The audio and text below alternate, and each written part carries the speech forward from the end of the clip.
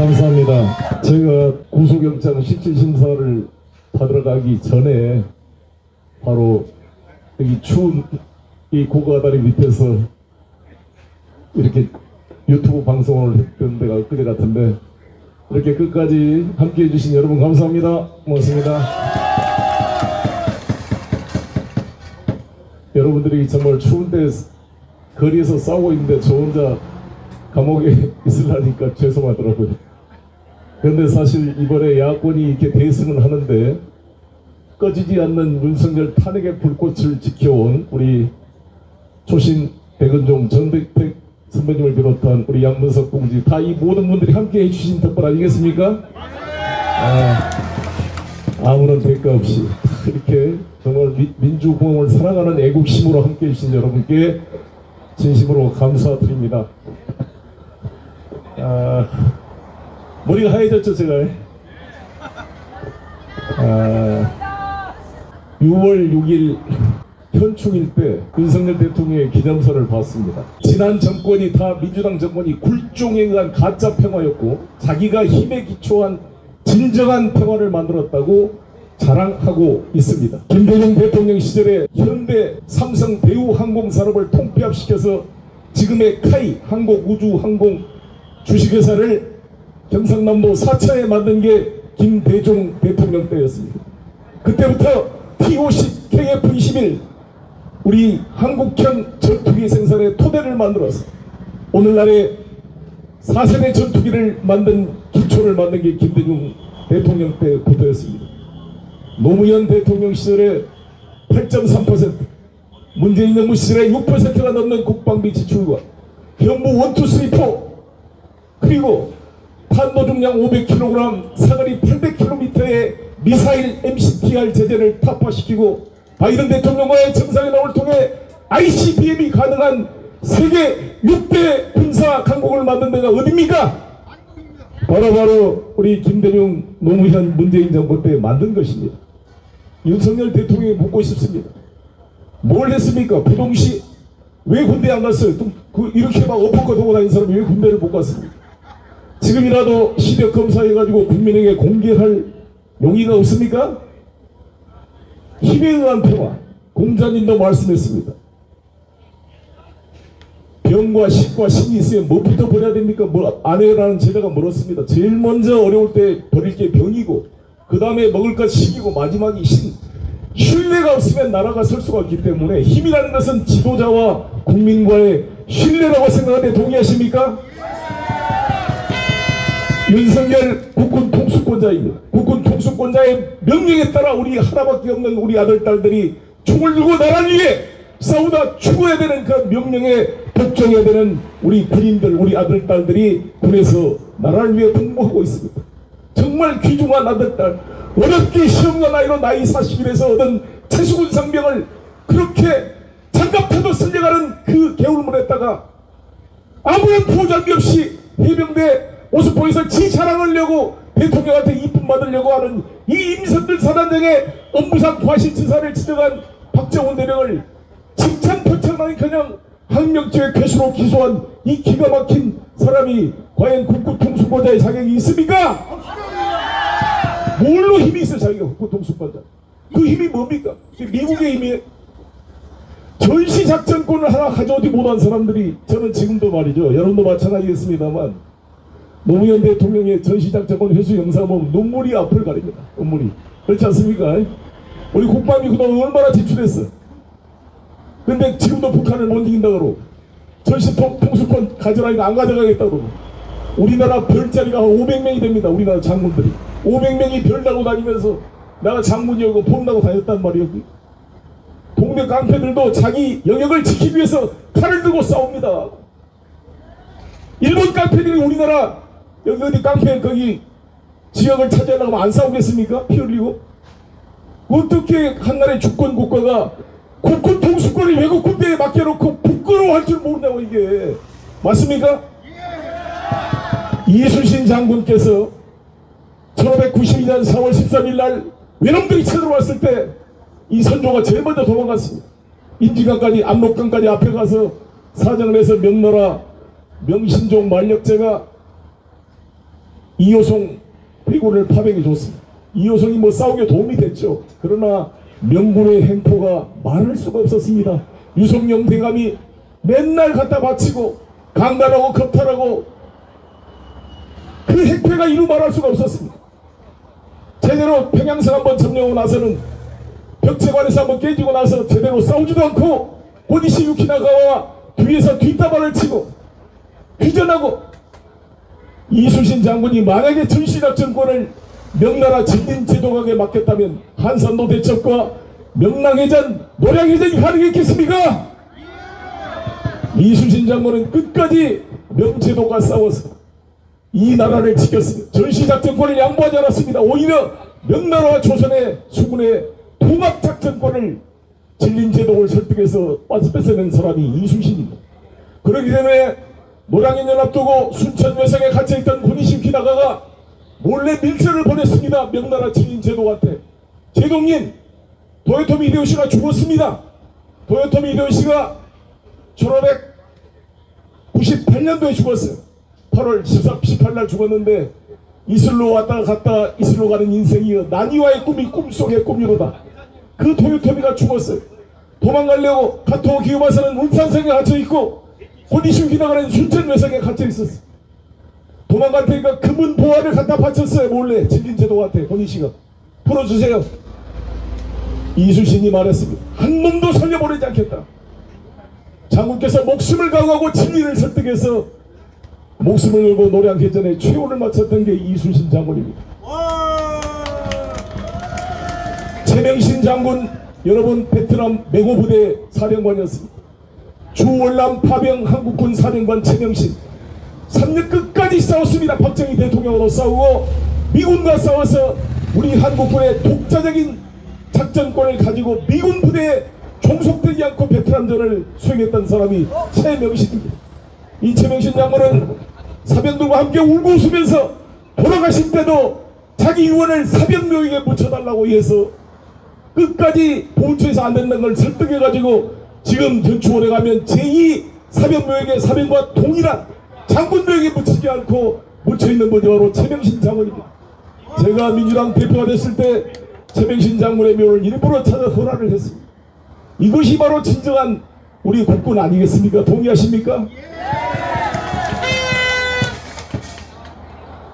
정말 이 나라를 지키는 김종호 장군, 우리 육선한 사단장 춘천대첩으로 공산 침략으로부터 나라를 지켰던 김종호 사단장, 이 모든 걸 보면 다 이 나라를 위해 싸웠던 자주적인 관점이 있었기 때문에 이 나라가 여기까지 지켜져 온 것입니다. 윤석열, 박정희 대통령 보십시오. 박정희 대통령 카터가 주한미군 철수로 위험하니까 갈 테면 가라, 우리 힘으로 지키겠다 해서 자주국방 프로젝트를 만들고 백곰 프로젝트로 미사일을 개발을 시작했던 게 박정희 때였습니다. 그리고 핵 개발을 시작했다가 결국 미국에 의해서 제거됐던 것이 박정희라고 할 수도 있습니다. 윤석열 대통령과 국민의힘 뭐 박정희를 계승한다, 보수 정권을 계승한다 그러지만 이미 이번에 윤석열 바이든과 만나서 모든 핵 무장에 대한 가능성을 전부 포기하고 항복학서를 쓰고 왔습니다. 전두환도 마찬가지였습니다. 자주국방을 외쳤던 박정희 대통령의 그 기계를 좀 배웠으면 좋겠어요. 전시작전군도 가져오도 못한 사람이 핵을 만들겠다고 처음에 윤석열 대통령이 뻥을 쳤습니다. 깜짝 놀랐더니 깨갱하고 돌아왔어요. 도대체 이게 뭡니까 이게 윤석열 대통령이. 뭘 힘에 의한 평화예요. 무슨 힘으로? 미국의 힘으로? 어이가 없습니다. 참 이 윤석열 대통령이 대통령 후보 시절에 이재명 후보와 토론해라 그러니까 안 한다 그러면서 뭐라 했어요? 삼류 바보들을 데리고 완전히 경제를 망치고 정치 외교 안보를 망쳐서 정말 이런 놈들하고 뭐 이런 사람들하고 제가 토론하겠습니까? 여러분 앞에 어이가 없습니다. 뭐 그랬잖아요. 참 어이가 없습니다.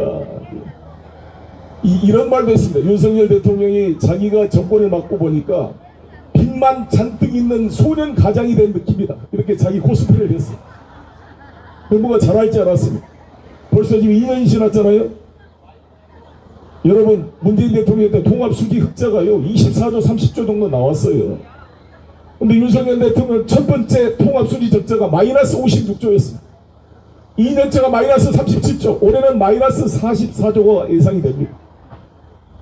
계속 부자 세금 깎아주고 갖다 음한 데다 쓰고 해외에 갖다 쓰고 그러니까 살 일이 거덜났잖아요. 그럼 이건 바로 해고시켜야 될 사람 아니겠습니까? 맞습니까? 아니 어떻게 우리 대전 부산 시민들 참 안타까운데 부산 엑스포 사우디하고 경쟁해서 119대 29가 뭡니까 도대체?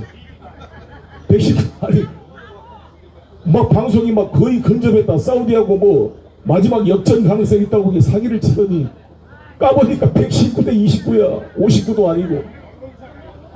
우리나라 외교적 참사입니다. 참사. 그런데도 부산에서 또 국민의힘이 18석 중에 17석이 됐다 그러니까 너무 마음이 아팠습니다. 이번에 140억 배럴이 나온다 그러잖아요. 140억 배럴. 아니 그래서 아브를 잡은 사람이 모양이 이름도 아브레만이야. 아브레만을 이라는 사람이 엑스지오 대표라고 고문이라고 오셨어요. 그래도 아브레만이 아무만 한 건 아니더라고요. 그 양반도 기본 과학자니까 객관적인 말을 했어요. 뭐라 그러냐. 탄화수소가 발견이 안 된 게 아쉽다. 가능성은 있다 근데 20%다 가능성이. 될지 안 될지 모르겠다. 140억 배럴이 아니라 적게는 35억 배럴이 나오는데 최소 35억 배럴에서 최대가 140억 배럴이다 이렇게 말했잖아요. 이거를 대통령이 나와가지고 아프리카 정상회의하다가 금방 수업에서 뛰어나와서 그거를 국정 브리핑을 해야 될 사안입니까? 이거 정말 이게 뭐 이게 주가 조작 그 김건희 씨한테 배운 겁니까? 이거 뭘 조작하는 것을? 부부가 정말 경제 공동체 일심동체입니까? 이거 정말 안타깝습니다. 이게 정말 나중에 이게 다 꽝으로 들어가면 다 사기가 되는 거 아니에요, 결과적으로.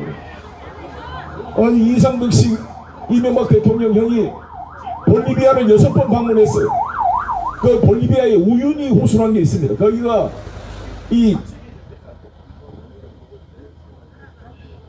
거기서 우리 연료전지에 관련된 그 히토리움 물질을 다 개발권을 획득했다고 얼마나 뻥을 튀겼습니까? 캐나다 하디스트 유전, 물밖에 안 난 걸 유전이라고 우리 석유공사가요 4조에서 5조를 투입했다고 손해를 봤어요. 또 이런 사기극에 속아서 되겠습니까? 검찰, 이원석 검찰총장이 좀 뭔가 쇼를 좀 했습니다. 야권이 대승하고 특검이 될 것 같으니까 검찰은 살아야 되니까 쇼를 한번 했더니 쇼도 받아주기가 어려워요. 그래서 송경호 지검장 바꾸고 이창수 지검장을 바꿔서 약속대련 하기로 지금 하려는데 약속대련도 김건희 여사가 해줄 것 같아요.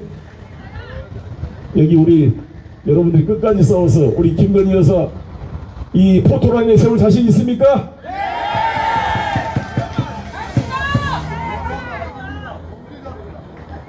저를 수사한 그 부서가 지금 최재원 부장검사, 그 전에는 김영철 검사였습니다. 장씨와 유착관계가 있었던 논란이 됐던 그 김영철 서울중앙지검 반부패수사 2부가 저를 수사 개시를 했고, 작년 9월에 그분은 대검 반부패수사 1과장으로 가고 후임으로 최재원 부장과 한 14명 정도 되는 반부패수사 2부가 저를 집중해서 수사를 했습니다.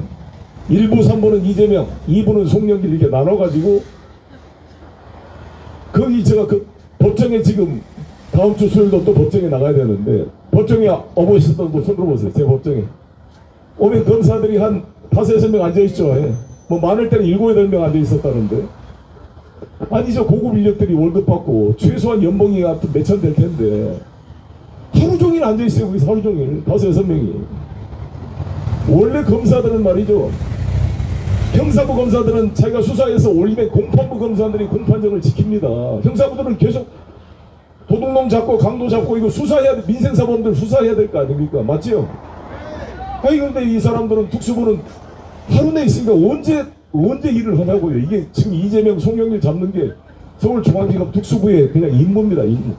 월급 받고 업무 추진비 받고 그것도 벌써 특활비 받고 그 어이가 없어서 송영길이 있는 싱크탱크에 먹사인의 후원금 내고 막 이런 거 가지고 계속 따져서 부글부글 끓었는데 당신들은 업무 추진비 받고 그것도 부족해서 특활비 받아서 현금으로 뽑아가지고 봉투로 나눠 먹고 소고기 집값 파티하고 50만원 안 채우려고 49만원짜리 쪼개기 영수증 만들고 영수증 제출하니까 휘발됐다 그러고 다 지워버려 제출도 안 하고 이거 뭐예요 이거. 먹고 사는 문제연구소 제 싱크탱크는 일반 순수 후원들이 후원한 자금인데 자기들은 국가 세금을 갖다 이렇게 국갈비 돈봉수로 나눠먹고 수십억을 갖다 쓴 사람들이 이게 지금 누가 누구를 뭐라 그러는지 정말 분노하지 않습니까? 제가 오죽 했으면 검찰 범죄 정권이라고 그러겠습니다.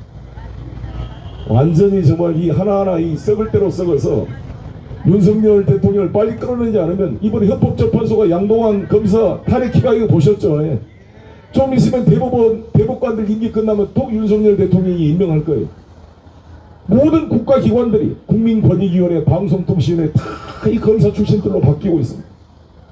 정말 이 바이러스가 전파되듯이 민주공화국의 정상적인 국가 정부 기관의 기능을 마비시키는 이 검찰 범죄 카르텔을 타파해야 되지 않겠습니까? 제가 이 감옥 생활 해보니까 우리 정대태 선생님 밥 그때 괜찮게 나왔어요? 밥은 먹을만 하던데 저는. 일식 사찬 예, 밥은 먹을만 해요. 밥은 먹을만 한데 아니, 밥이 문제가 아니라 갇혀 있는데 정말 이 선거운동을 그냥 텔레비로 보려니까 정말 마음이 죽겠더라고요. 우리 제 아내, 우리 딸 아들이 제 대신 울면서 선거운동한 걸 보니까 정말 너무 마음이 아프고 그래서 단식을 한다고 단식을 했는데 배가 고파가지고 단식을 한다 그러니까 이 교도소에서 CCTV 있는 방으로 옮기라 그러더라고요. 24시간 CCTV가 보고 있으니까 뭘 먹을 수도 없고 10일 동안 짤짤 굶고 있으려니까 아이고. 근데 그렇게라도 굶은 고통을 참아야 밖에서 뛰고 있는 우리 동지들에 대한 그 절실한 마음을 전할 수 있어서 이를 악물고 버텼습니다. 아이고 감사합니다. 여러분들 너무 보고 싶었고요. 저는 조신님, 정대태 선배님 볼 때마다 존경스럽습니다. 참 이렇게 이분들이 무슨 국회의원이 될 욕심이 있어요. 뭐 아무런 바란 것도 없이 사실 민주당은 감사해야 돼요. 민주당 참 어려움도 많았고 공천 논란도 많았는데 이 김건희 사건 이거 명품 이거 안 했으면 어떻게 될 뻔했습니까? 맞습니까? 이거를 뭐 함정 뭐라 그러는데 뭐 우리 조신님 말씀 잘했대. 우리가 아장 꺽꺽밭대라는 그 우리가 형법의 그런 폴부갓대라는 그런 그 위장 수사 기법인데 두 가지로 나눕니다. 범위 유발령과 기회 제공령으로 나눠집니다. 우리 형법 공부할 때. 범위 유발령은 뭐냐? 평소에 조숙한 사람인데 괜히 유혹을 해가지고 경물생심을 일으켜서 범죄를 유발하는 함정적인 이런 취재는 잘못된 거다. 그러나 기회 제공령, 평소에 항상 이러다 하던 사람을 증거를 잡기 위해서 것은 봐준다라는 게 다수학설입니다. 그래서 우리 조심히 한 거는 범위 유발령이 아니라 기회 제공령이에요. 그러니까 조숙한 그런 어떤 퍼스트 레이더를 타락시킨 게 아니라 원래 그런 사람을 한번 국민한테 밝히기 위해서 한 의로운 행위다 이렇게 평가할 수 있을 것 같습니다. 이번에 조사 잘 받았습니까? 잘해줬어요? 그 할 의지가 있는 것 같습니까?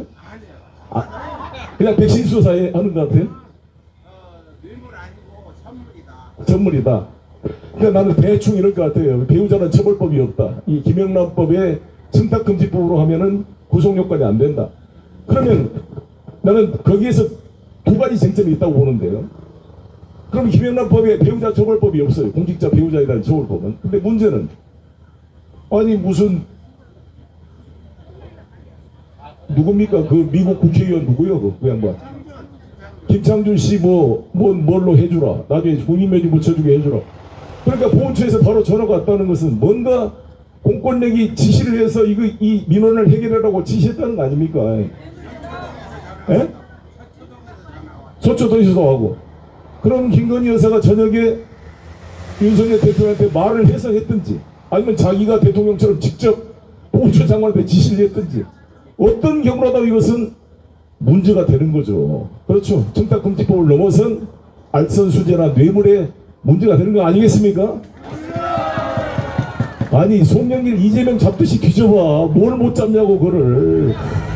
정말 저 전당대회 때 밥 한 끼 사준 사람들까지 다 조사해서 100명이 넘게 조사를 했어요.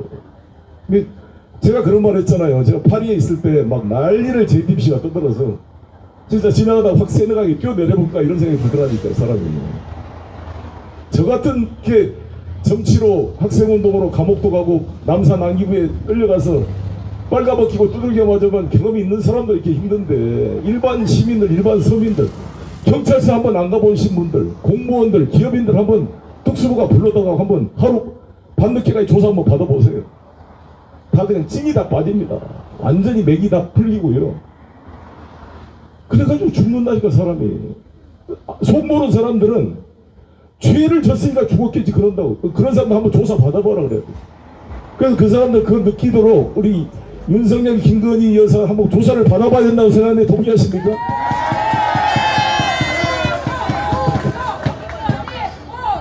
제가 좀 몸이 날씬해졌죠. 왜? 거기가 좋습니까? 핏이 나옵니까? 윤석열 대통령 보면 핏이 안 나오죠. 예. 배가 나와 이렇게 막. 이 대통령의 좀 폼이 안 나잖아요. 오바마처럼 좀 쫙. 이 대한민국 국민들이 얼마나 잘생기고 멋있는데 왜 다른 나라 사람들은 한국인들은 저렇게 생겼다고 오해할 수 있잖아요.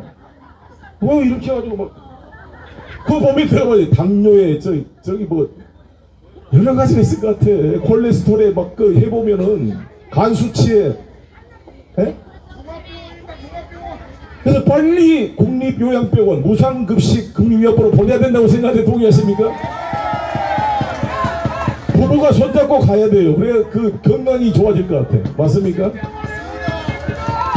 그래서 대통령은 뭐예요? 나중에 쓰러져서 빨리 반신불수되면 안 되잖아요. 맞습니까?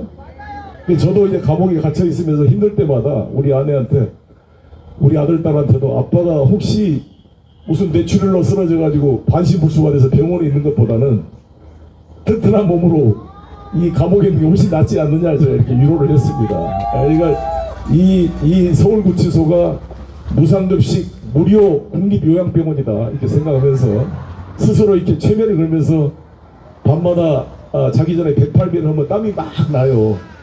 108배가 나면 찬물로 샤워하고 나서 앉아서 이제 명상을 하면 좀 내가 갇혀있다는 느낌이 안 들고 내가 산사에 들어와서 명상을 하고 있다 이런 생각이 들면서 이채양명주에 싸우고 있는 여러분들의 모습을 계속 상상을 해보고 또 이제 우리 시민들이 이제 이 꺼지지 않는 불꽃을 지키고 있는 이채양명주 이 투쟁의 불꽃이 결국 우리 1,000만 시민과 우리 5천만 국민의 마음으로 연결돼서 정말 이 용산을 완전히 포위해가지고 여리고성이 무너지듯이 이 검찰 독재 위평이 무너질 때까지 함께 싸워나갑시다. 감사합니다.